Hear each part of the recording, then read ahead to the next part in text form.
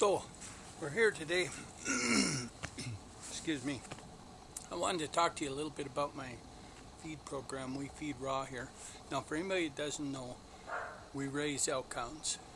We have Norwegian Elkhounds, Swedish Elkhounds. We have the old ancient lines.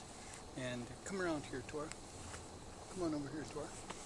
And what we do is we have a raw program here. I raise the pups and put them in great homes. People want to buy their pups from me because we have the old lines left. We're about the only breeder with the old working lines.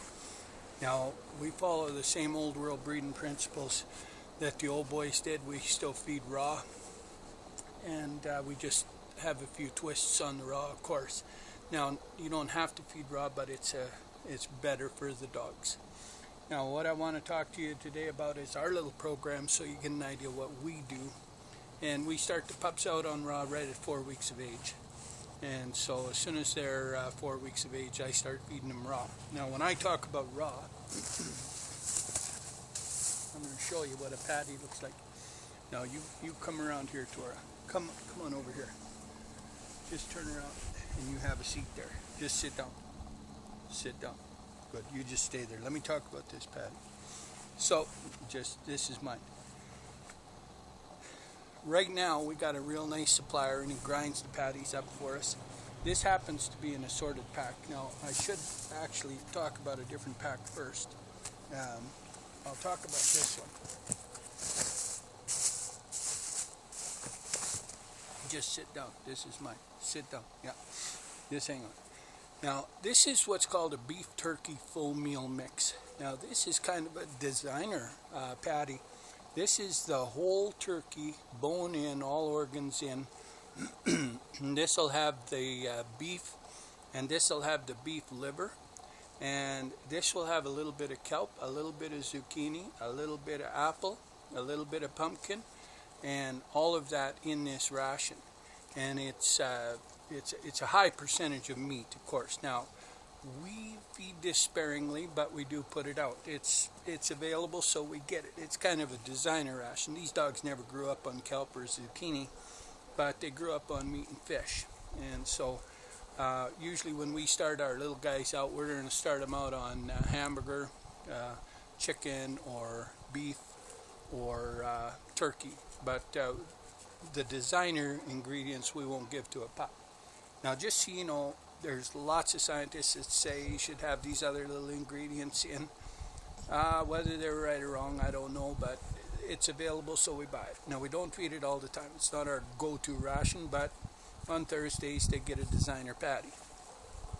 Now, this particular box is made up of beef and turkey with a full meal. Okay, all those designer ingredients.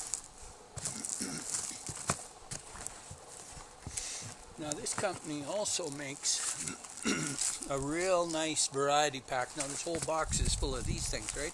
So it's chicken, salmon, beef, and turkey, all with the designer ingredients in them. So these are awesome because you can have a real nice balanced ration. You don't have to feed the same protein over and over and over, which you should never do. And so salmon, beef, turkey, chicken, it's all in this designer package. So we buy boxes of that. We buy the singular beef turkey ones and so on. This costs a little more money because you're getting 4 proteins individually wrapped, all that stuff. Now, our go-to ration, of course, is this one.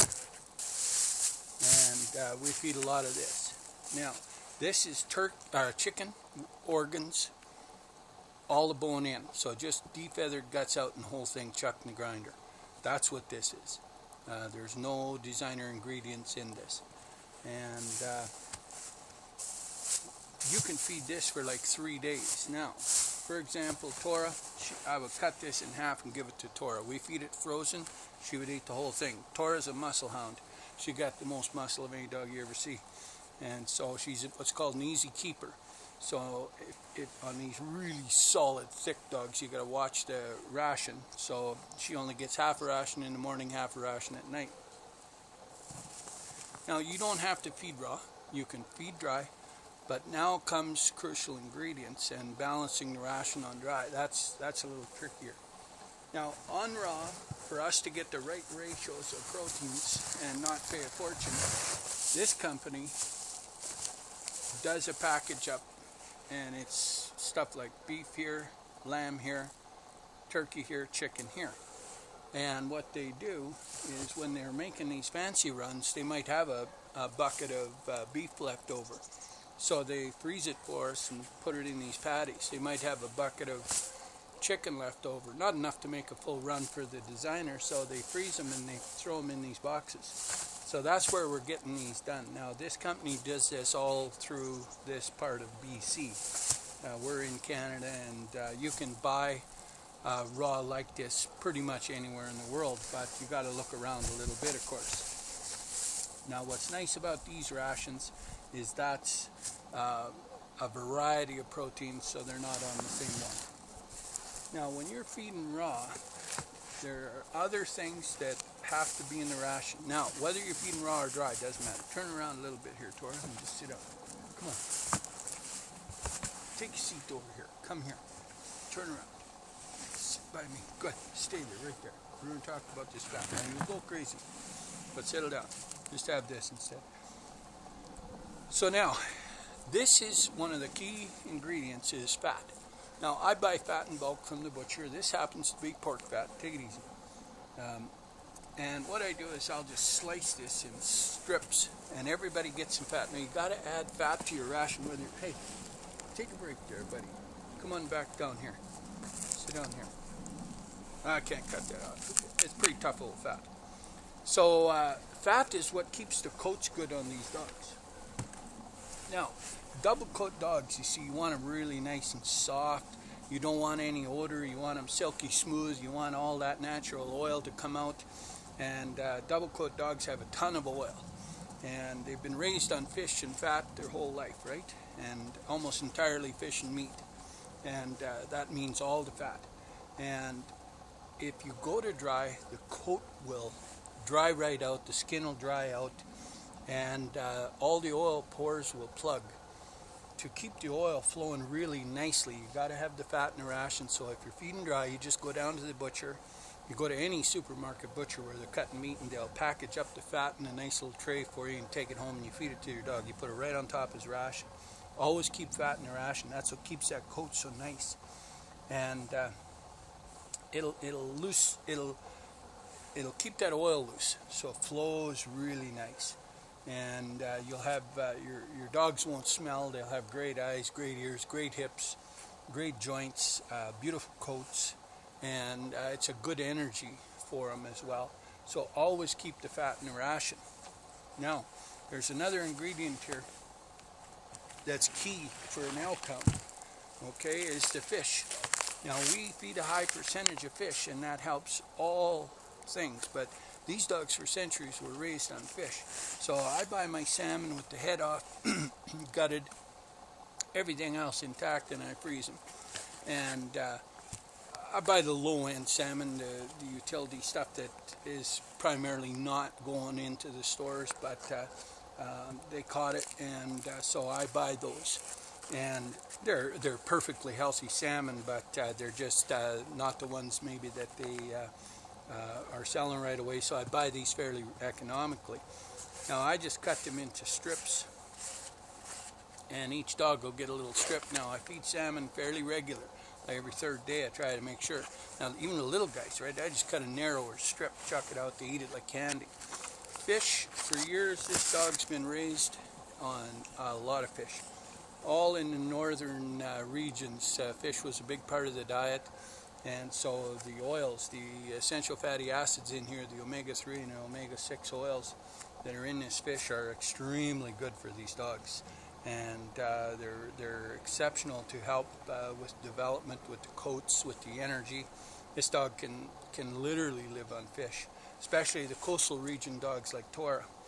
They love that fish.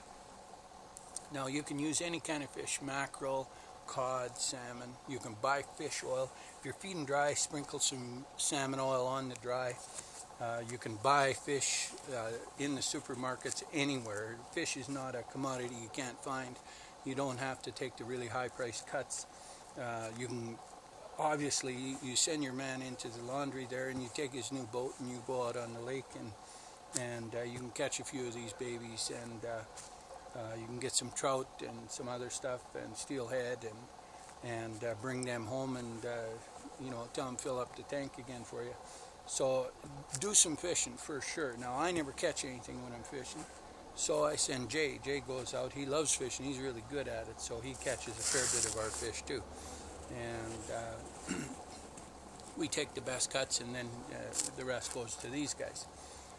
Now, of course, in this scenario here is fairly pricey, okay? To get these guys to cut and individually freeze all these things and so on and so forth, make it nice and fancy. It's very convenient for us because we've got lots of dogs. I got to cut the time down a bit, but it's expensive. So I then, in order to cut my costs, I still process a lot myself. Now, I used to do it all myself. I would buy I'd buy a pork, I'd buy an old ewe, I'd buy an old cow, and I'd grind everything myself, a little hand grinder and little meat saw, and I still do a lot of that myself, but now this is just super convenient.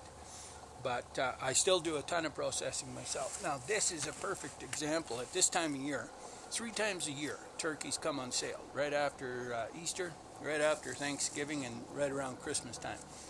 Now, what goes on sale is the utility guys, because everybody switches to grade A, big fat ones with butterball and all that stuff, and so the utilities, they can't sell them, so they put them on sale.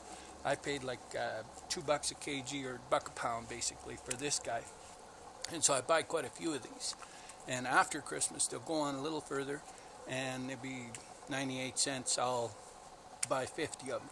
Now, I got big deep freezes in the kennel here and outside, and I buy quite a bit of these when they're on sale, and I've got a little nothing fancy, just a little holder and a little hand meat saw, and I let this saw out overnight. Just take it easy there, Tora.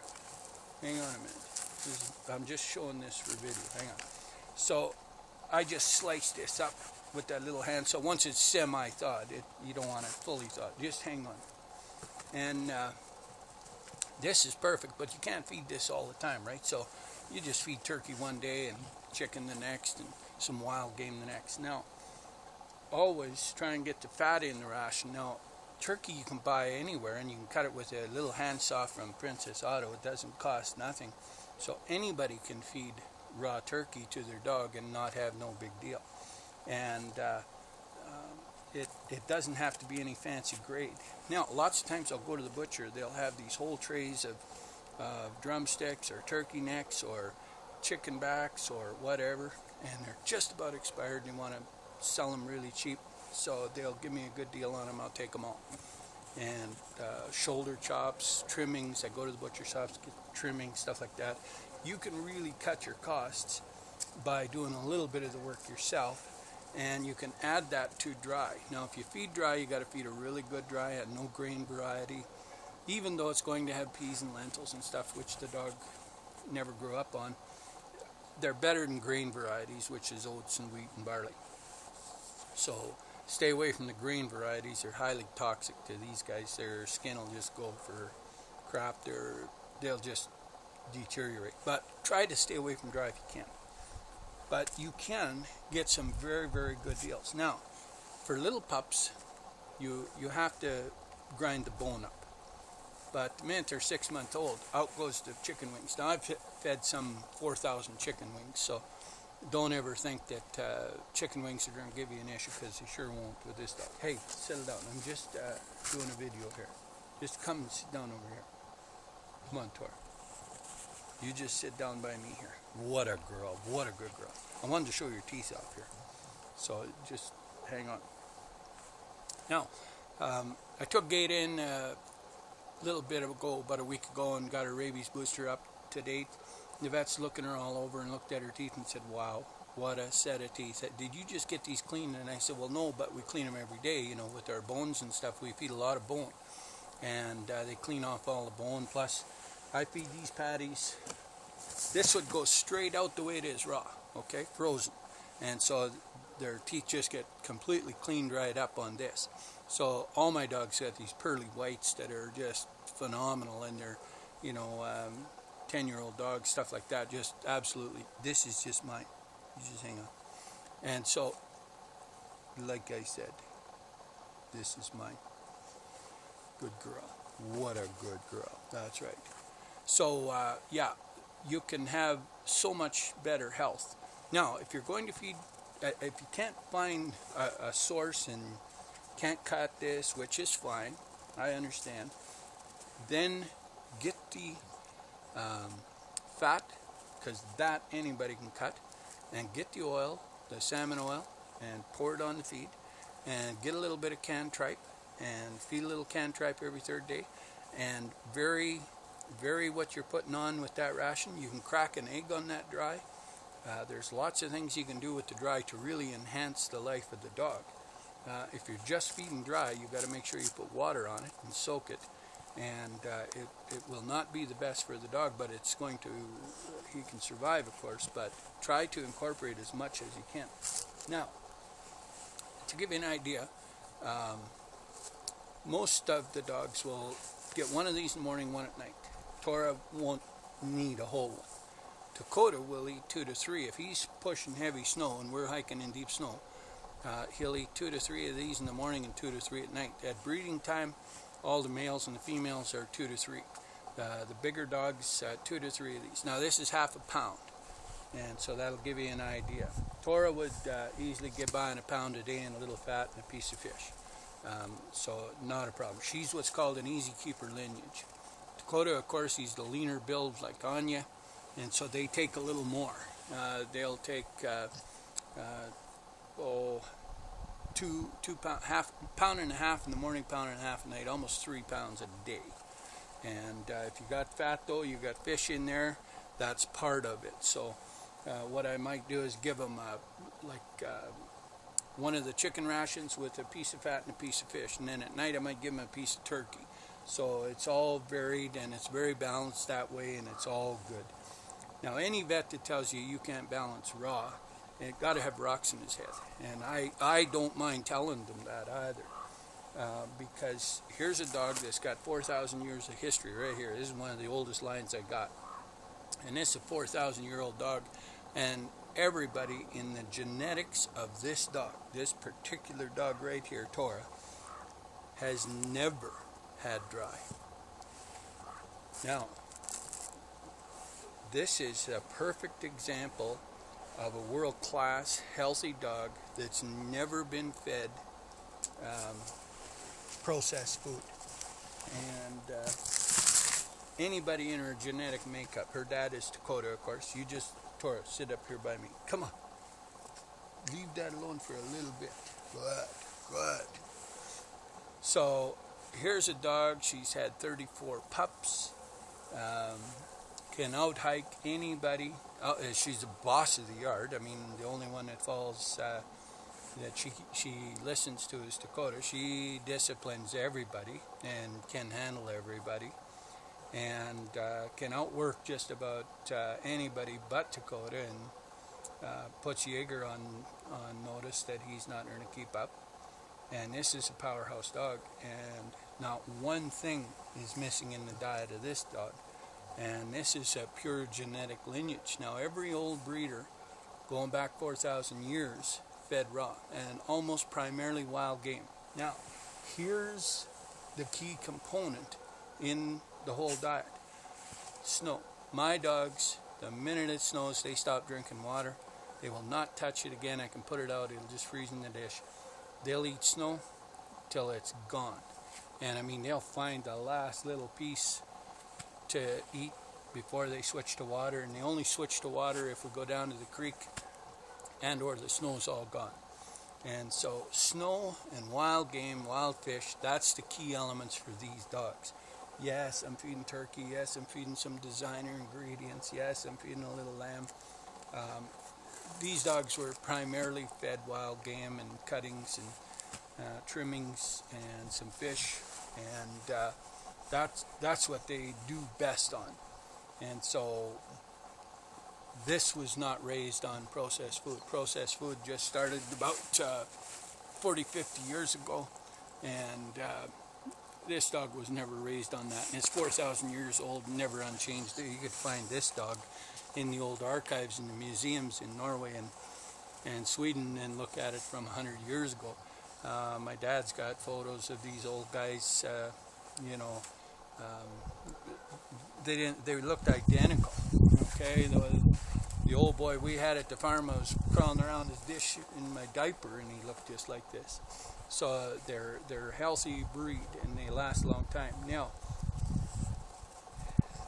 my personal opinion is, and I understand not everybody can do it, but let's say you go to all the work to research the very best genetic line, the one with no abnormalities, no genetic problems. You want the oldest genetics, you want the most diverse genetics, you don't want any genetic issues whatsoever. You want a dog that's fed pure, that's raised properly, that's conditioned properly, that's the healthiest dog you can get.